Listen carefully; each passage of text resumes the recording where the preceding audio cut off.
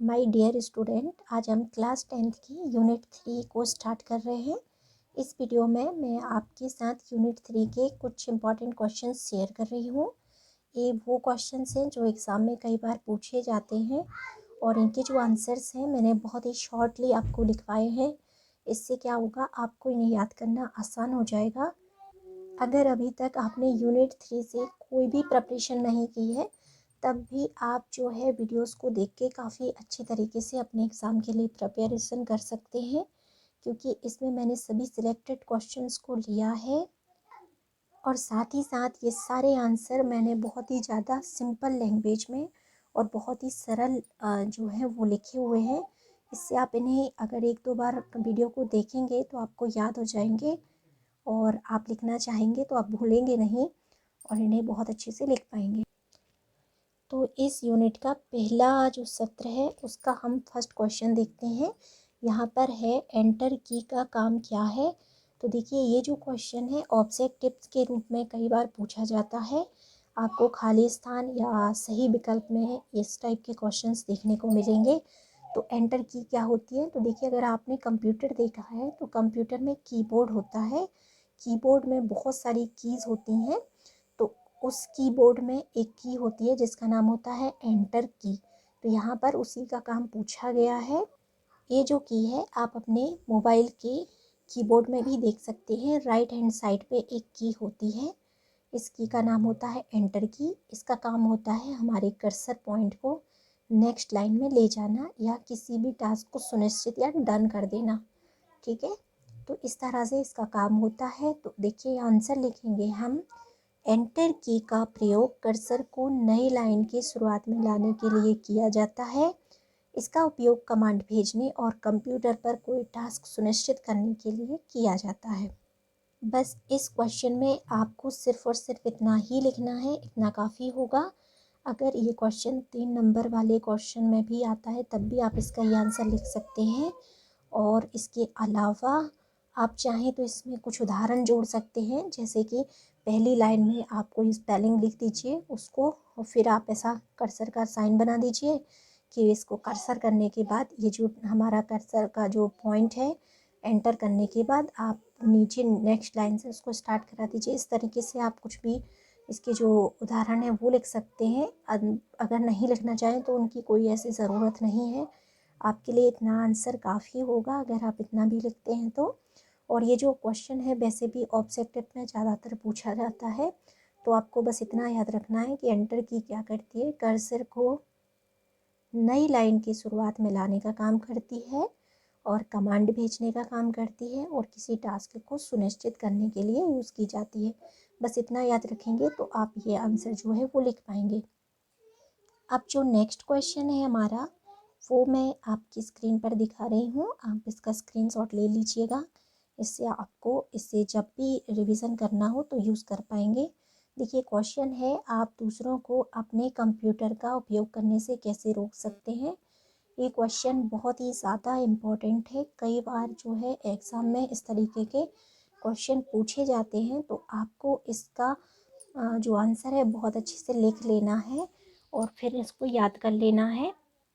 इस क्वेश्चन का मतलब है कि अगर आपका कंप्यूटर है, आपने उसमें कोई काम किया है और आप चाहते हैं कि वो जो काम है वो कोई और ना देख सके, या आप नहीं चाहते कि आपकी कोई भी एप्लीकेशन कोई दूसरा व्यक्ति एक्सेस करे या चेक करे, तो आप अपने कंप्यूटर का इस्तेमाल करने से दूसरों को किस तरह रोक सकते हैं, वही क्वेश्चन में पूछा गया है।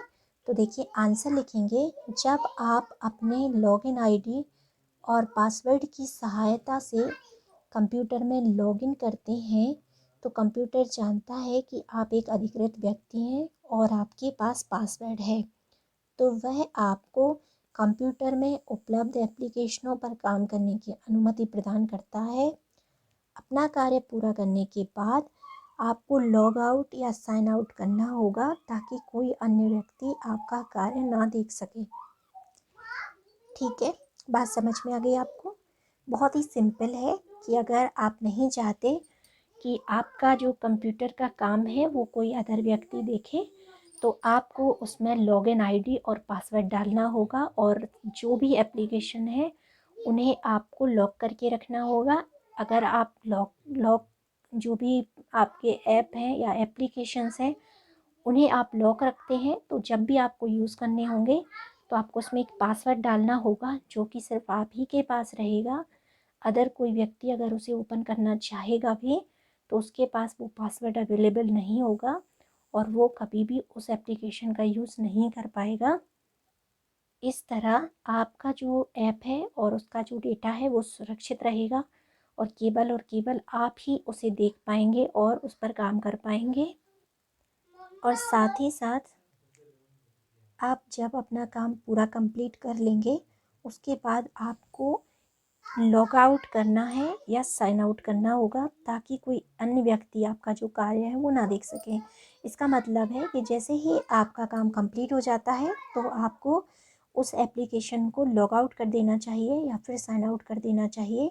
इससे ये होगा कि आप जब भी उसको रीओपन करना चाहेंगे तो फिर से आपको पासवर्ड डालना होगा, और पासवर्ड केवल आप ही के पास रहेगा। इस वजह से कोई दूसरा व्यक्ति उस पासवर्ड को नहीं डाल पाएगा और ना ही आपकी जो एप्लीकेशन है या आपका जो कंप्यूटर है उसे यूज़ कर पाएगा। आप कंप्यूटर में अपने मोबाइल की तरह लॉक लगा सकते हैं, लॉक डाल सकते हैं। इससे आपका जो कंप्यूटर है उसे कोई और ओपन भी नहीं कर पाएगा, और साथ ही साथ अंदर के जितने भी एप्लीकेशंस हैं आप उनमें भी पासवर्ड डाल सकते हैं। जिस तरह आप अपने मोबाइल में स्क्रीन का पासवर्ड डालते हैं, उसके बाद आप अपने व्हाट्सएप पे या अपनी जो फेसबुक आईडी है इन सब के पासवर्ड डालते हैं, उसी तरह आपको अपने कंप्यूटर की सभी एप्लीकेशंस पर भी अपने पासवर्ड डाल के रखने चाहिए।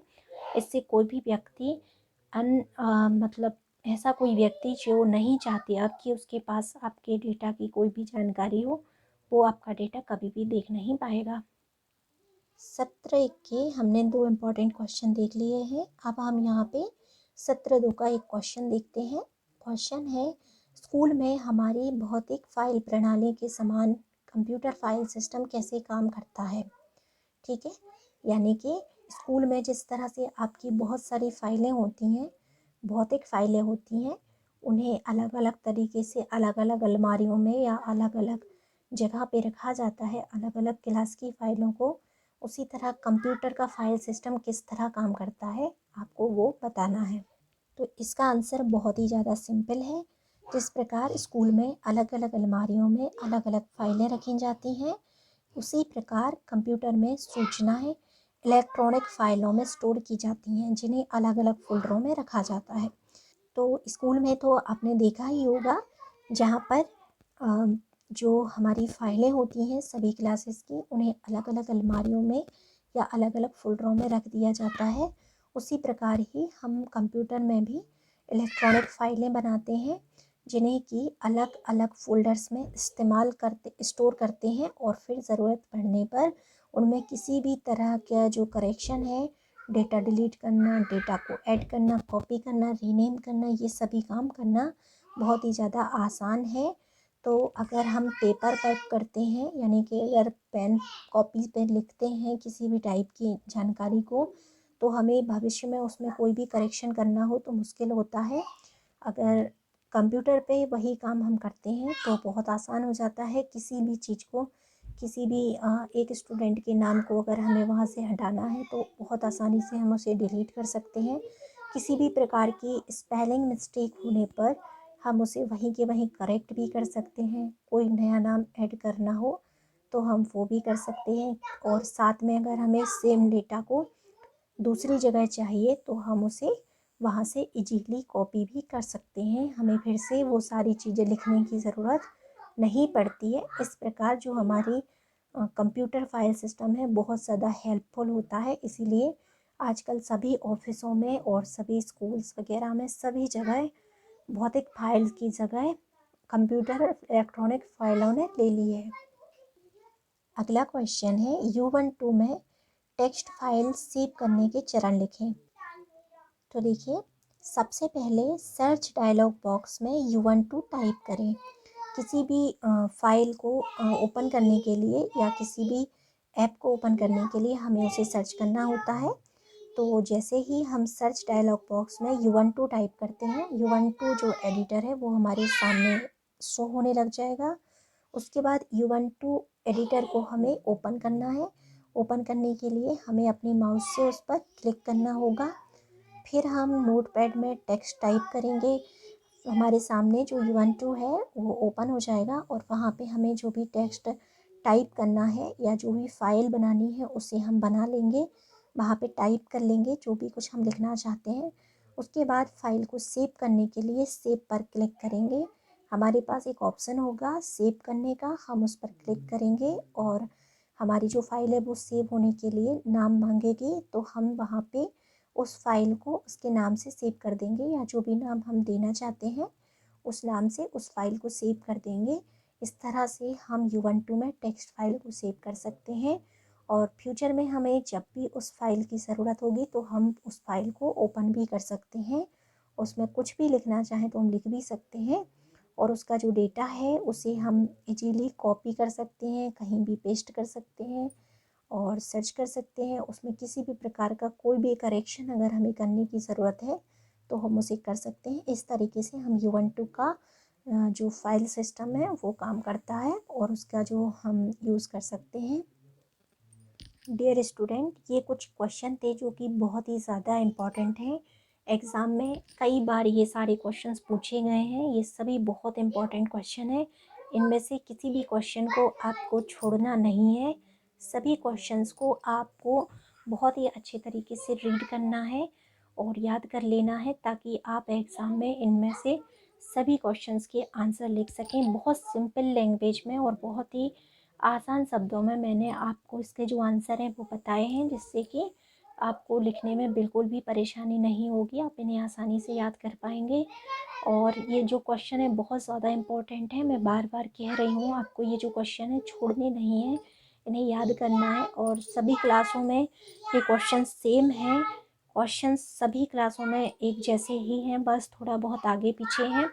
तो ये 10th क्लास की बुक से लिए गए हैं, लेकिन आप अगर 11th क्लास में हैं, 12th क्लास में हैं, तब भी आपको ये जो क्वेश्चन है ये काम आएंगे। तो आप इन्हें रीड कर सकते हैं और मैंने बहुत ही आसान तरीके से आपको समझा दिया है। मुझे उम्मीद है आपको ये आंसर समझ में आ गए होंगे। अगर कोई भी डाउट रह गया है या आपको कोई भी चीज़ ऐसी लगी है जो मैं आपको नहीं समझा पाई हूँ तो आप बिल्कुल भी परेशान मत होइए। आप मुझे कमेंट कीजिए, मैं उसका आंसर देने की पूरी कोशिश करूँगी। और अगर वीडियो बनाने लायक होगा आपका टॉपिक तो वीडियो भी बना दूँगी। और अगर आपको कमेंट करके आंसर देने की ज़रूरत होगी तो मैं कमेंट भी करूँगी। तो ये था हमारा आज का वीडियो। उम्मीद है आपको पसंद आया होगा। पसंद आया है तो लाइक एंड शेयर करना बिल्कुल मत भूलिए।